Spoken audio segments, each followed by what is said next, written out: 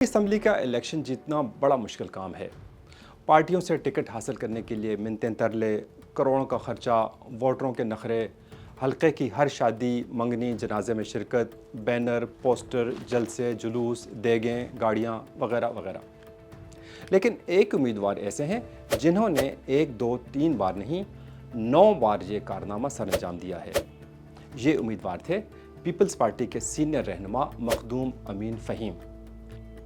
उनका ताल्लुक़ सिंध के इलाके हाला से था और वो गद्दी नशीन थे।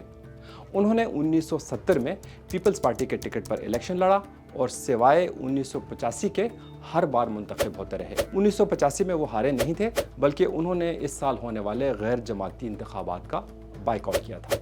मखदूम साहिब 1985 की कौमी असम्बली का हिस्सा नहीं थे, लेकिन एक और सियासतदान ऐसे हैं जो 8 बार मुसलसल कौमी असम्बली का इंतखाब जीते हैं, और वो हैं चौधरी निसार अली खान। चौधरी साहिब 2018 का कौमी असम्बली का इलेक्शन हार गए थे, लेकिन वो 2024 में भी लड़ रहे हैं और यूं वो इस बार जीतकर मखदूम अमीन फ़हीम का रिकॉर्ड बराबर कर सकते हैं।